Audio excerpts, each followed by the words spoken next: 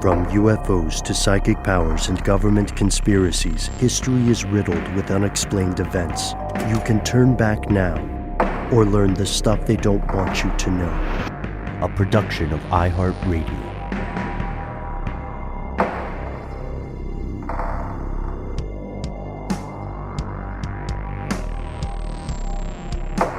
Hello, welcome back to the show. My name is Matt. My name is Noel. They call me Ben. We're joined as always with our super producer, Paul Mission Control Decant. Most importantly, you are here, and that makes this the stuff they don't want you to know. So, if you're watching this on YouTube, you might notice things are a little bit different. There are no two ways about it, fellow conspiracy realists. The world is and has been in a pretty strange place, and we have some dark episodes ahead. No spoilers. But today we thought we would take a moment and be a little kinder to ourselves and do something a little bit lighter, if not entirely wholesome. Today we're talking about one of the most well-known tropes in the entire world of conspiracy lore, the tinfoil hat. Like so, I got one now. I got a Mohawk style one, you know. Here you go. It's the only way to go. It's very fashionable. Thank you, guys. Thank you. It was absolutely not thrown together last minute for this episode, but like everybody knows what these things are. We always see them so often in the world of fiction. And our question today, which is also something we explore in our upcoming book, by the way, is what's the deal? How did this become a thing? Why is it stuck around for so long? And perhaps most importantly, does wearing one of these actually do anything other than make the wearer look a little bit loony? To answer these questions, I think we have to start with the stereotype. So here are the facts. Not too long ago, we mentioned a group of protesters up in Canada who were, or at least the rumor was on social media, that they were using tinfoil hats to prevent some attacks by the local government there. Hopefully you remember this. If not, you can search back through the listener mail and find it. Or maybe it was a strange news. Who knows? But it's something that continues today. And some people, I think, were probably sincerely wearing tinfoil hats in an attempt to block some kind of signals entering their head. But I do know for a fact that others were doing it as a joke. It's like a trope. It's a fictional device, right? We were just talking about the song Weird Al made. Yes, foil. So many uses for the stuff. I mean, you can wrap your sandwich in it. You can fashion an improvisational pipe out of it. I don't know if anybody ever did that in their teenage years, you know? No I always just reheat pizza with it. You mean in the oven? Yes. You reheat your pizza in the oven. That is very posh. That's the way to go, is that man. Posh? Pretty posh, man. Usually just people just microwave it. No. Look, I'm going to dispel this. The best way to reheat pizza is if you've got a pan on top of the oven, then you reheat it that way. But I put it inside my convection oven, and I wrap my crust in tinfoil. I also coat my pan in tinfoil. And it really does give you that crispy, delicious cheese that you're looking for. That's the issue, It's posh. I love it. Well, that's the issue. Like it's really are you willing to spend a couple extra minutes to get the crispness? I'm sensitive to the texture, right, for the pizza, but also there was a study that showed the science, the chemistry behind why old pizza tastes better, like why you can eat cold pizza for breakfast. It's something to do with the cheese and the tomato sauce sitting together in that environment. Anyway, that may be they sort of fuse. They sort of become one thing, you know, at that point. They're not like separate entities anymore. And I think there's something about the acidity of the tomato sauce, but we'll have to check in with our pals over at Savor for that one, because I bet they know. As a matter of fact, I've become so lazy with some food questions that I just text Annie and Lauren at times and ask them to explain something about food to me, even though all three of us know that I have access to the internet. So Lauren, Annie, if you're hearing that, sorry and thank you. We see people who wear tinfoil hats, but overwhelmingly now, like you were pointing out, Matt, they're going to be tropes in fiction. You're not going to see them out in the wild. It's sort of a visual shorthand for writers or directors or actors to indicate the person wearing this peculiar cap is themselves a little bit peculiar. It's the mark of the capital C, capital T conspiracy theorist, maybe a really crazy prepper or survivalist, or maybe a hypochondriac, or maybe someone suffering from deep paranoia. And what's funny is these characters, like, just as we said this, I'm sure a lot of us listening today immediately pictured something from like Futurama or The Simpsons or The X-Files, etc. The funny thing about these characters is in a lot of shows, they're not always wrong. They may, in fact, have some insight about some part of the plot or whatever the MacGuffin is or some piece of the story. But that true useful knowledge is a grain of cognitive sand amid this huge mass of unrelated, unproven, and at times contradictory beliefs. Like we got the three of us have been in the past compared to the lone gunman of X-Files fame.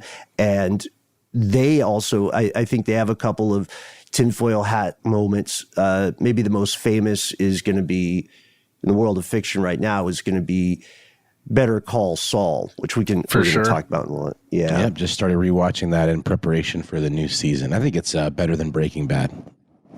Hot take. I really enjoy it. Whoa. I'm on season 5. Is that the new one or is it 6? That's the new one. No, the new one's not out yet, but the season 5 is the most recent one, and the new one is supposed to be the last one. Yeah, so season 5 just hit Netflix. Yeah. Oh, I just started watching it because it said new episodes, and I was like, yes, Bob Odenkirk, let's hang. He's got a book coming out called Comedy Drama, something like that. I think it's such a great all-encapsulating title for his book. He's a brilliant writer, and he actually, I think it's him who wrote a book on humor that is a serious book. It's how to be funny, and it's quite effective. Wow. I think that's Bob Odenkirk. I'll check later. But so the logic for these characters and their sartorial preferences, it all hinges on the idea of electromagnetic waves and radiation. And we did talk about this a little bit in the past, but basically, to stop radiation, you need a material that shorts both electric fields and magnetic fields. So in terms of stymieing electric fields, almost any old metal can do an okay job because metal conducts electricity. And despite the name, of course, tinfoil is most often made of aluminum. And aluminum's a good conductor, but to short a magnetic field, you also need a ferromagnetic metal. So that's your iron, your nickel, your cobalt. Iron, is not often used these days. Iron is heavy. It's got some other things going against it, one of which would be rust. But so the that's best the old choice Faraday cage thing. Mm-hmm.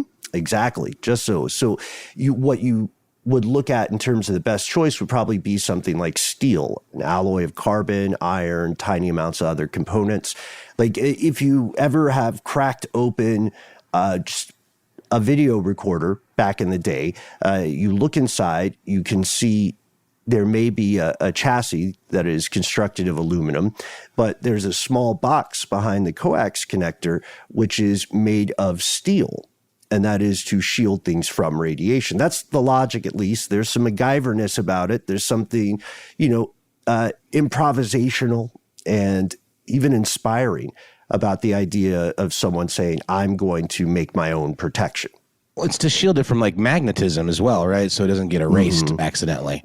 And if I'm not mistaken, like the little kind of cape they put over you at the dentist or the doctor when you're getting an X-ray is made of lead, and that stops that particular type of radiation. Mm-hmm. Yeah, it mitigates the exposure level. And when you think of like a tinfoil hat, it's weird to do this episode while I'm actually wearing one, but. Anyway, we gotta commit to the bet, man. Well, are you experiencing anything? Are any waves not entering your head that normally would be? Do you feel different? Who's to say? I feel slightly less mad.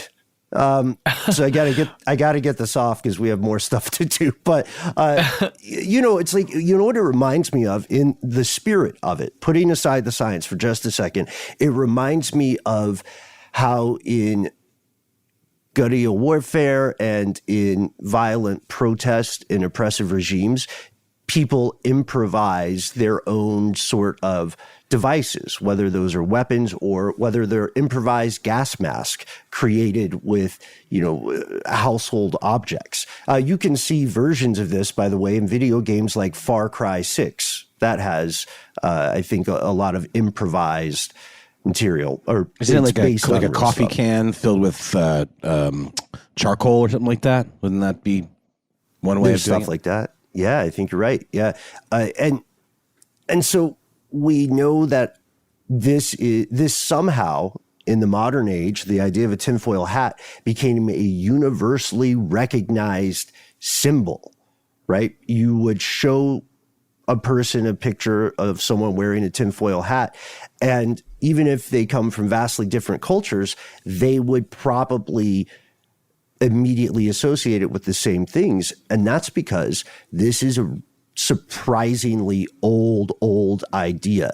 It's not something that came about with the wave of UFO sightings in the 1960s. This image of the paranoid loner who puts on the tinfoil cone and they hide away from the all-seeing eye of mass surveillance. It's been around for almost a century. Tinfoil was invented in 1903 or so, and not very much long after, the idea of wearing it as a hat showed up in fiction. And we know this, or at least we learned this, because of a great article by Roisin Kibbard over at Vice. Yeah, he traces it back to 1927 when Aldous Huxley's half-brother Julian wrote a story called The Tissue Culture King. And that story revolves around a scientist named Haskam who kind of dabbles in mind control technology and eventually realizes that putting on a hat made of foil will block telepathic signals from entering his mind. But it'll also block them from escaping and getting out. What is he doing? Stunting himself and his own telepathic abilities? I'm just kidding. I don't know. But it does feel like if you're... The trailer? No, I just feel like if you're blocking things from getting in, aren't you blocking things from getting out too, man? That's a good point, man. No? I don't know. No, yeah, but who cares? I don't know. My cell phone isn't sending or receiving anything right now, because we... Oh, wait, no, we just debunked that, didn't we? Never mind. Well, dare to dream, right? It's strange because we can trace where this first appears in fiction. And in the kind of story that you're describing here, Noel, we see that this would be really cool science fiction for its time. The idea stuck around in the modern day. We mentioned Better Call Saul, and in Better Call Saul, the protagonist's older brother is a brilliant lawyer who, as he got on in years, began to believe that he suffered from electromagnetic hypersensitivity, EHS. And so a lot of the early, this isn't really a spoiler, but a lot of the early seasons and episodes have this running plot where this guy, who is, again, a brilliant legal mind, has become increasingly isolated from the modern world because he feels that he cannot be around most modern technology. And when he has to go outside or when he has to expose himself to these waves that he feels have damaging health effects, he always hides beneath those emergency foil blankets, the kind of things you'd see in a survival kit, the kind you should definitely have in your car if you're on a road trip. Excellent portrayal by Michael McKean, who you'll know from all the Christopher Guest movies and Spinal Tap and all of that stuff. He's just fantastic. It's simultaneously funny. He's kind of an ass, but it's also heartbreaking because he is going through this stuff and he fully is experiencing it. But it's one of these things we've talked about in the past that science doesn't exactly acknowledge as being real.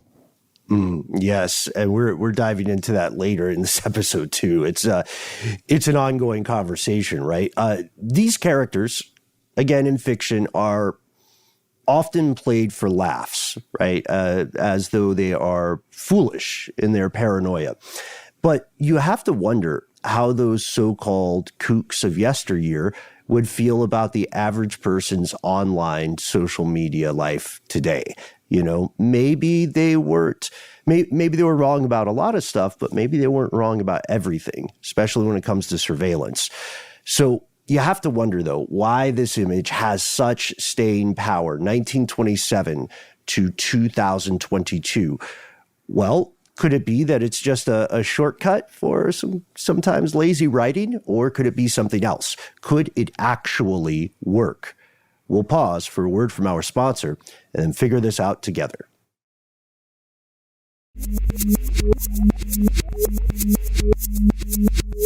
Here's where it gets crazy. All right, this might not be the answer everyone was expecting, but yeah, aluminum does, in fact, to a degree, block some frequencies. It's just not near as effective as some folks would like to believe. Like, there's the experiment you can do at home to get a sense of this. Take a sheet of aluminum foil, lay it out on a flat surface, take your smartphone or your burner, wrap the phone in foil. Okay, Matt's doing it. This is the tutorial part of the podcast. This is like, okay, I'm with you. Step what? Step 1, 3? Okay, now wrap the phone. Okay. All right, and then tell us when you got it wrapped up. Okay, wrapped up. Nice and tight, snug as a button. Looks like a candy bar. Yeah. Is there a golden ticket up in that? Yeah. I think so. Dude, you could get that seasonal job wrapping gifts at department stores. That was very neat job. Okay, so true believers will tell you that this has created a Faraday cage, that this has blocked the entirety of that signal. However, we can try this right now. All that needs to happen is one of us needs to try to call Matt. Oh, yeah. Call me. Somebody call me or text me or something. I'm on it. So I can be part of the bit here. Oh, wait. I need to turn on so we can hear. Okay, maybe it'll ring. Let's see. Forwarded to an automated voice It went straight to voicemail. 7, My phone is on. 0, 8. I think it works. Whoa, that was snap. okay.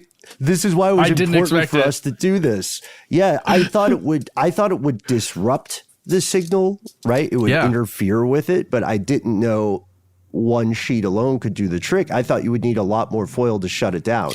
Well, That was one sheet. Okay, wait, hold on. Wait, we got to do control. Call one more time. I'm unwrapping my phone just really fast to make sure this isn't just weird. I'm sorry to waste so much time. Everybody. No, this we'll is cut perfect. this It's way not down. a waste of This time. is the stuff dreams are made of. Yeah. Conspiracy dreams. Here we go. Yeah, dude. Wow. Can you hear that? All It's right. ringing. It says Yeah. Noel Brown. It wasn't ringing before. Says Noel Brown. It didn't ring. Yeah. All right. That's crazy. It worked. We've It didn't confirmed ring it. this many times either. It rang like 3 times and went to voicemail. Wow. Interesting. So this is something we wanted to recreate as an experiment. We hope you guys enjoyed it because, as you can tell, we were surprised that this worked so well.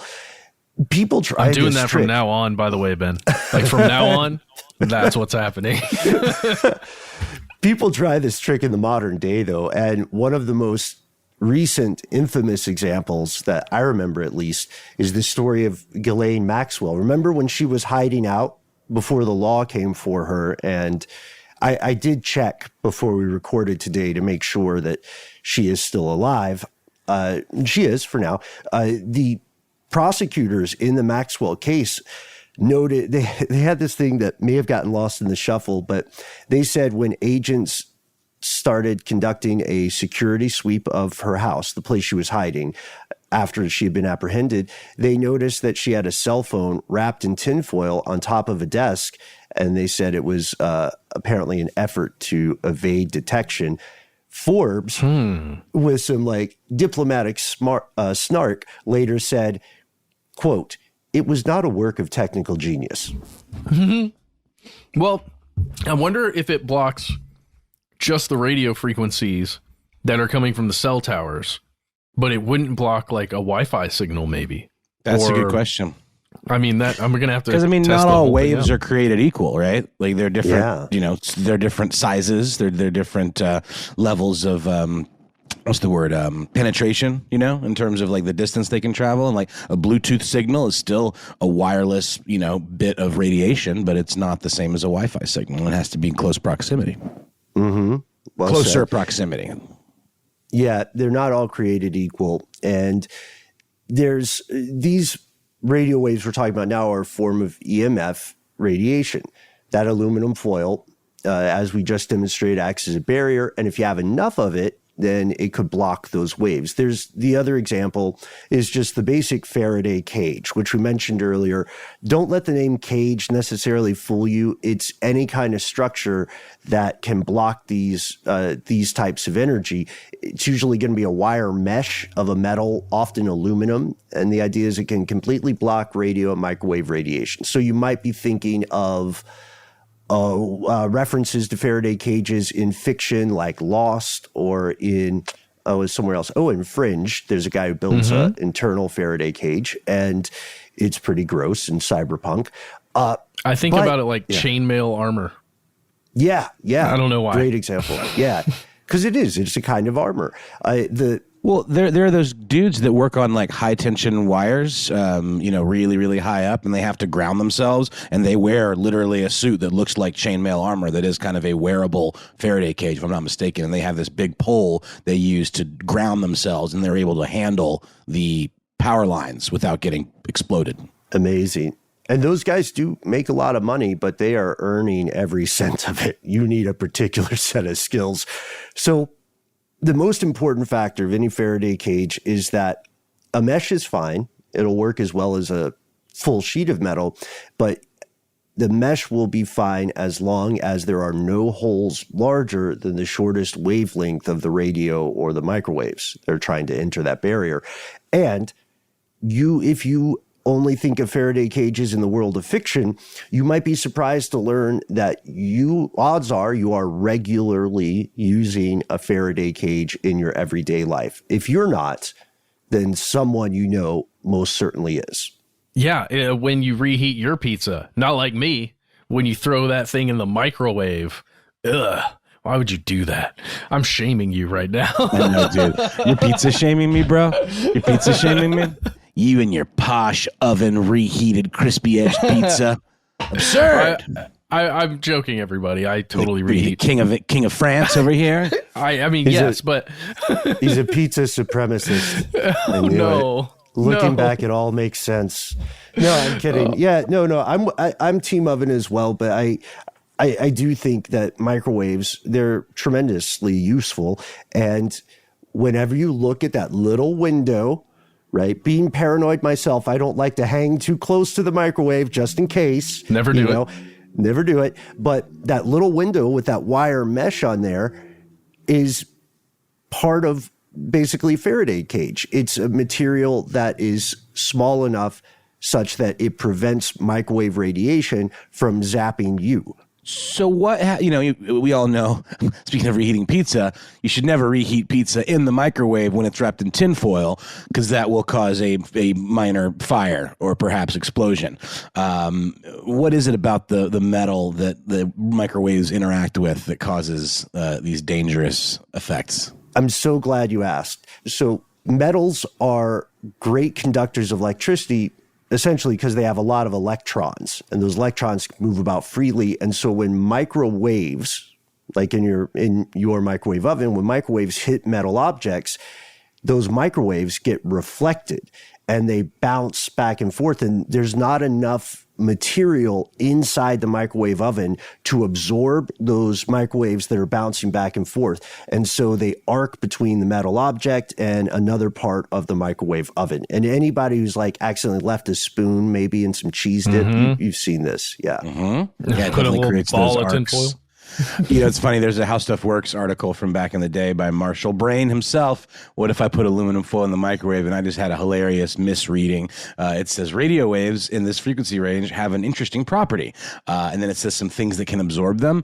It says water, fats, and sugars, but I read fats as farts. Yes. Because I'm a child. Well, if you have to choose between the two, it's probably better for you to fart in the microwave instead of putting aluminum foil there. But It's just like the question, what do you do when you find yourself lost in the woods? Your first thing is to ask yourself how you got in that situation. And then just fart a bunch. And then just let it rip. Hey, if you fart in the forest and no one's around to hear it, does it really make a sound? Well, you hear or it. a smell. Never mind. That's an irrelevant question because you're there. You know what you did, you disgusting creature. And nature knows too. All the animals in the forest are like, this guy eats beans. That's why that fox ran to the White House or the Capitol building and started biting everybody. That's from forest farts. He's tired of the fart crime. Sad enough. Yeah. So in terms of a basic concept, yes, there is science to this. If you're talking about the hat, though, the idea of a tinfoil hat, that science breaks down. The issue comes down to coverage. A tinfoil hat is only covering a small amount of your body, a very important neighborhood of your body, but a very small part. So unlike a true Faraday cage, this is no longer a closed structure. The hat has a huge opening, and the way this energy works, that opening renders this entire thing much less effective. You would be better off if you had like an aluminum ski mask. You'd be even better off if you had a full bodysuit made of aluminum foil or mesh. And guess what? I found some you can buy. Just if you're interested, there's a really cool looking one on Amazon. It looks like one of those old lava men suits. I swear, you guys, I'm pretty sure this is the exact one that the props people on Better Call Saul used. It looks exactly like it. If you click on the link and you look at it, it's that. Wow. For the low price of $322.04. You too. Sold. You too can look like you're about to fight in a volcano. It is for firefighters mainly, I think. There are entire companies that are dedicated to making this stuff. Like they'll make EM shielding socks, weird looking onesies almost. Noel, what's that? What's the name of that cool Japanese onesie style? Kigurumi. Yeah. They make things that look like foil kigurumi, and it's up to you if you want to buy it. Again, if you want to protect yourself from some sort of perceived radiation, you will probably need to cover the entirety of your body or make a room that is coated with something protective. These are possible, but they're pretty inconvenient to modern life. So it sounds like we're poo-pooing the idea. And we kind of are, based on what people believe it's protecting them from. But how can we say the normal hat doesn't work? How can we say this with such certitude? You don't have to take our word for it, fellow conspiracy realists. Instead, you can check out this amazing little study done by some MIT students in 2005. It's hilarious. It's called On the Effectiveness of Aluminum Foil Helmets, an Empirical Study. Brilliant. You can hear just by the title, it's pretty tongue-in-cheek, right? I mean, you can just hear it. But it looked at 3 different versions or models of tinfoil hats to check out whether or not they could send, signals through them, right? Sorry, now these are helmets. These are tinfoil helmets, okay? Let's get it straight. That's the title. Okay, that's the title. I love that. That's the bit of tongue-in-cheekiness there, is even calling them helmets, I think it's a little silly and goofy. Oh, dude. Well, it's pretty awesome because they did have 3, again, let's just call them models. There's the classical, which, Ben, do you think that's close to yours, or do you think that's got the more of the pointed top? I've gone with, again, a more stylish sort of faux hawk because I think it looks aerodynamic. You want it's to very take Spartan it kind of, it's almost like a Spartan soldier's helmet. If I had time, I would have tried to make something with a brim. I feel like there's probably a big market for brimmed aluminum hats, or maybe a cap, like a flat cap. Anyway, also known as the gentleman. That's the model. Yes. So they use the classical, which is the gentleman, just a flat surface covers your head like a swimming cap. Then there's the fez, which is, it goes up almost like a bucket hat, a little more cylindrical, perhaps. Yeah, like one of those Shriners hats, or a chef's hat. Yes. And then there's the Centurion, which is kind of like Ben's, only more elongated up top with a fan basically on the center line. Yeah, and I don't know if that's a good use of foil. You know what I mean? But at some point, it becomes a matter of aesthetics, right? This is to be clear, this study was made in good spirits. It was made as a joke, and MIT loves this kind of stuff. The student body does, but it's also still MIT, which means the students did conduct good science. And what they found might be kind of a kick in the pants for anyone seriously considering wearing a tinfoil hat on the regular. They specifically found that, quote, although on average, all helmets attenuate invasive radio frequencies in either direction, either emanating from an outside source or emanating from the cranium of the subject, certain frequencies are, in fact, greatly amplified, around 2.6 gigahertz and 1.2 gigahertz. It's true. Ooh, I'm writing that down. And everyone knows those are the bad frequencies, man. Those are the ones that get you. I don't know that. I know. I thought it was common knowledge. You must not be reading the same blogs as me. Sorry, guys. And just to point that out, when we're talking about 2.6 gigahertz to 1.2 gigahertz, that's the range that's amplified there with the tinfoil hats. Just a reminder that the 5G signals that are being talked about a lot, and we mentioned them back when we were discussing altimeters within, or at least the systems like altimeters within the aviation industry here in the United States. The 5G signals we were talking about then were between 3.7 and 3.98 gigahertz. And this leads to an exciting conclusion from the MIT guys. They said, quote, these amplified frequencies, again, 2.6 gigahertz, 1.2 gigahertz, coincide with radio bands reserved for government use, according to the Federal Communication Commission, or FCC. Statistical evidence suggests the use of helmets may, in fact, enhance the government's invasive abilities. We therefore speculate that the government may, in fact, have started the helmet craze for this reason.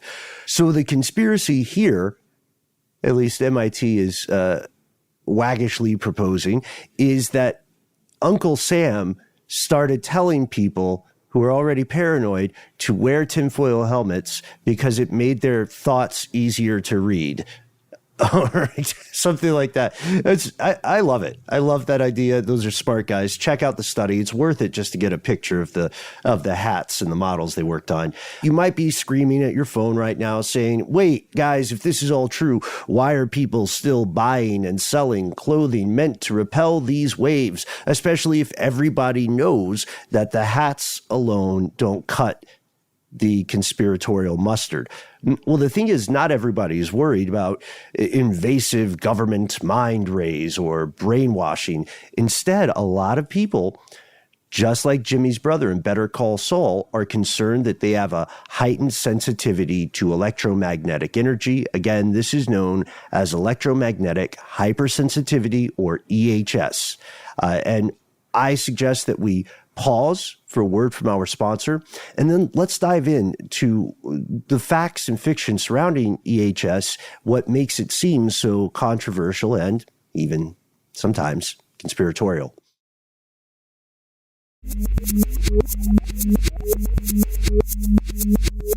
And we're back.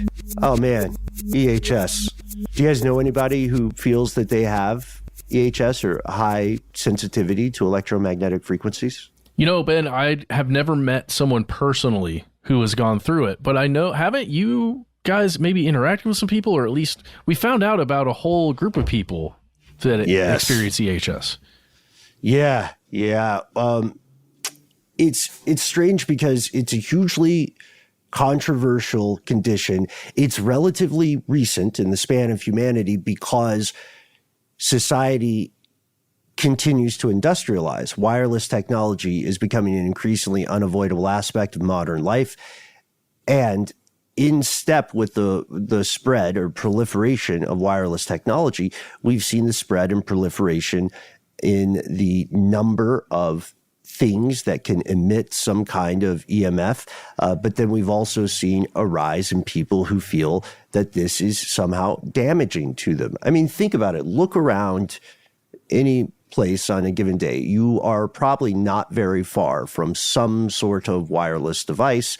They make life way easier, but they also come with this speculation about health risk, and it's an international level concern now. So the World Health Organization talks about this, and they have a pretty good summary of what EHS means, or what its symptoms are, at least. For anybody listening in, if these symptoms sound familiar to you, we'd love to hear your personal take, but here they go. They say the symptoms most commonly experienced include dermatological symptoms, redness, tingling, and burning sensations, as well as neuroasthenic and vegetative symptoms, fatigue, tiredness, concentration difficulties, dizziness, nausea, heart palpitation, and digestive disturbances. They also note, quote, the collection of symptoms is not part of any recognized syndrome. So there's that. And it really is something that kind of the jury is still out in terms of consensus with modern medical communities. They largely chalk it up to psychosomatic, addict insane. Right. So more a mental condition than a physical ailment. But important to note, it remains an ailment nonetheless.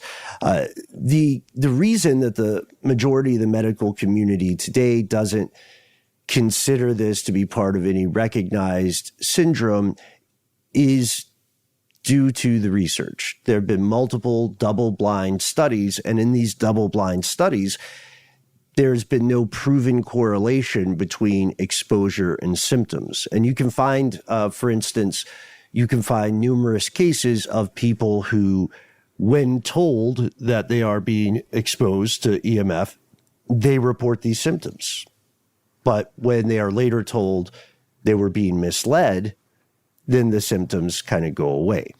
And this is, we want to be very respectful here. We want to exercise empathy in these cases. Experts conclude that there may be a nocebo effect at play, but regardless of the actual cause, it's important to acknowledge these people don't think they're just making it up.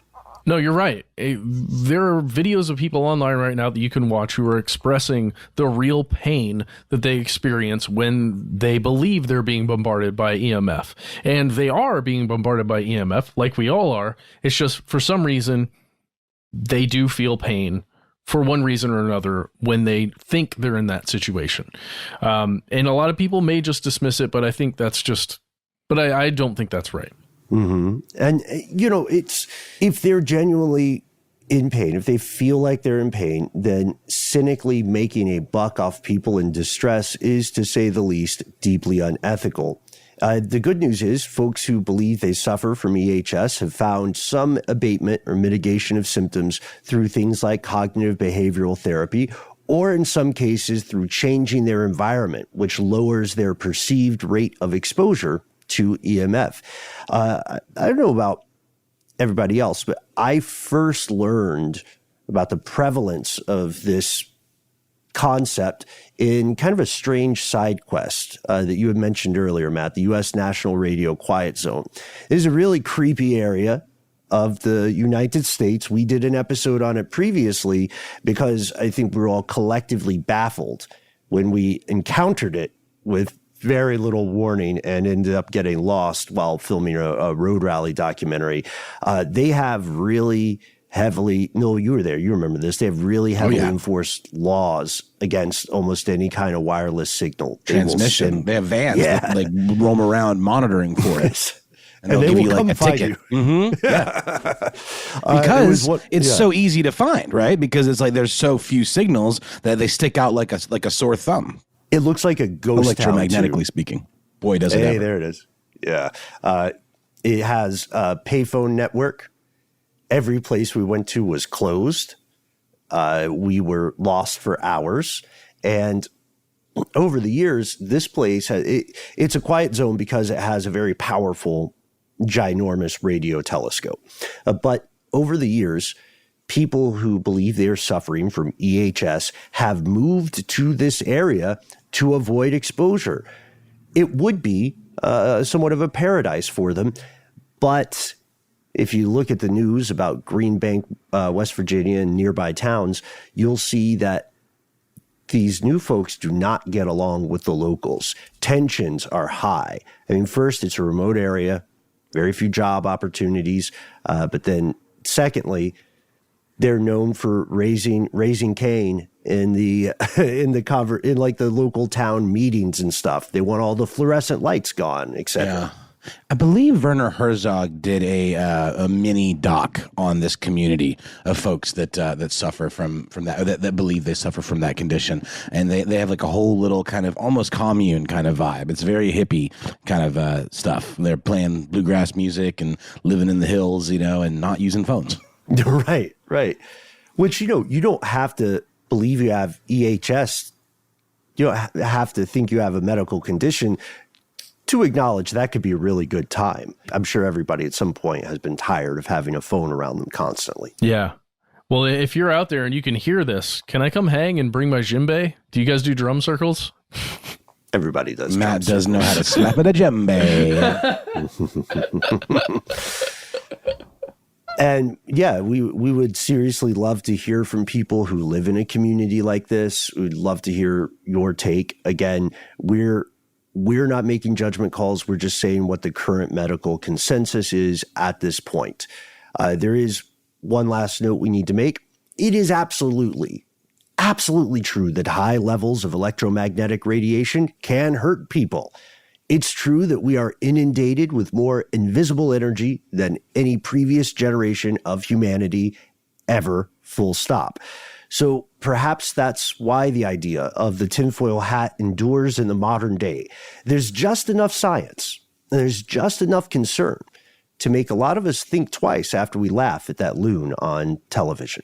I gotta tell you guys, one error I realized about this tinfoil hat, it's not like a breathable substance. I think my hair is probably a mess under this thing. Oh, should we check it out? I'd rather not. Okay, all right. You've got tinfoil hat head. Yes, I've got tinfoil hat head. Just so. Yeah, just before we wrap it up, I just think it's interesting to this phenomenon definitely came in this form from fiction.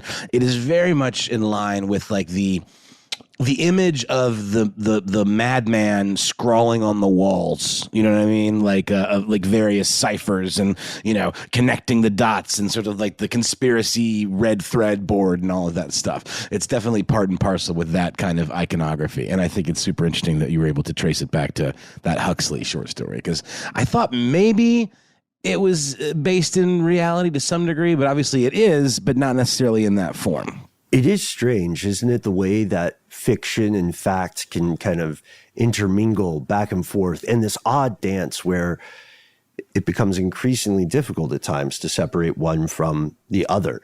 Still, we know, I love you bring up this example of other tropes like the madman scrawling on the wall, or of course the conspiracy wall with the string and everything attached to it.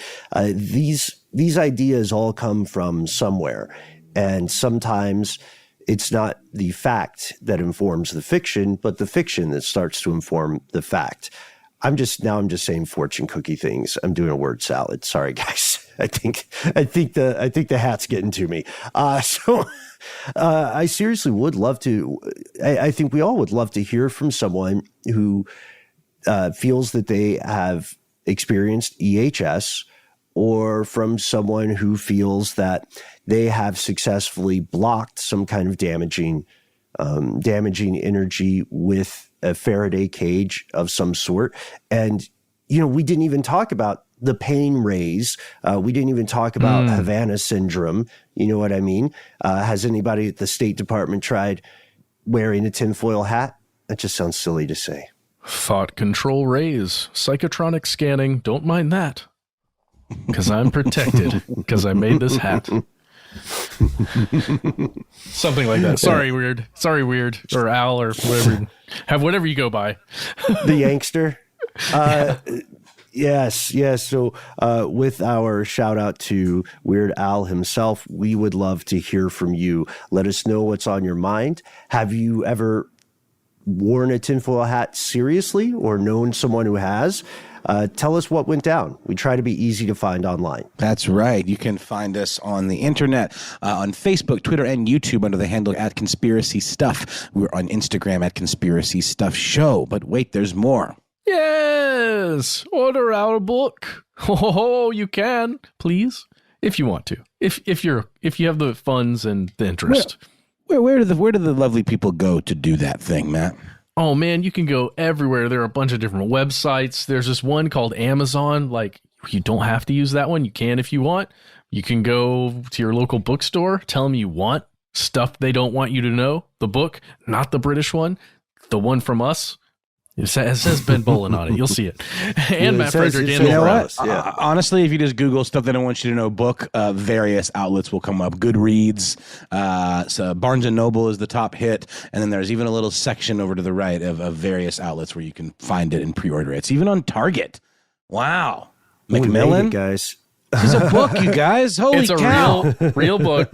You can pre-order it now. It comes out in amazing October. illustrations, with amazing illustrations by our dear friend and compatriot of the show, Admiral Turbo, Nick Benson. Fantastic mural artist here in town in Atlanta, and he has absolutely knocked it out of the park. You can actually see, if you want, you can preview some of the art on our various Instagrams. I just reposted on How Now Noel Brown on Instagram one of Nick's kind of detail shots of one of the images that he did for the chapters. And I know, Ben, you've done the same. Yeah, you can head over to @BenBolin, BOWLIN, on Instagram, where you can get a behind-the-scenes peek at some of the research that I'm doing, some of the various side projects and misadventures I am currently in the midst of, including the exploration of a mysterious subterranean passage. This is a true story that goes far beyond the physical footprint of the building I found it in. It is some Cthulhu stuff that you are exploring, my friend, and I fear for your safety and sanity, but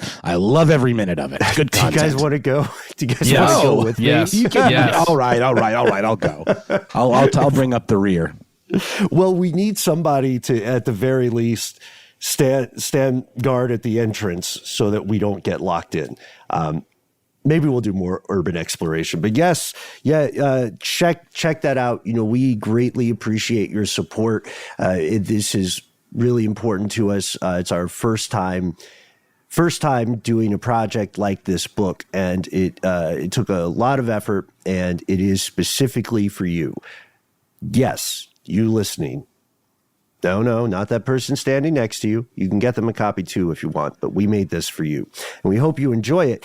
If you don't like the social medias, and if you've got some stuff on your mind, something bouncing around in that tinfoil hat of yours, and you want to tell it to us, we'd love to hear from you, and you don't need the internet to contact us. You can just give us a call, like take the foil off your phone, and then give us a ring. Yeah, it works. Once the foil's off, it works. Call 1-833-STDWYTK. Can they or can they not reach us on that number using a landline if they don't want to even get involved in any radiation of any kind? You know, I haven't tested the landline situation. I wonder if any of you have called from a landline. Please call us back and let us know if you have. AT&T is still a thing. And I think Verizon and a couple other companies still do it too. When you call, give yourself a cool nickname. Then you've got 3 minutes. Say whatever you'd like. Let us know if we can use your message, your name, and your voice somewhere within that message. And if you've got more to say than can fit in that 3-minute message, why not instead send us a good old-fashioned email? We are conspiracy@iHeartRadio.com.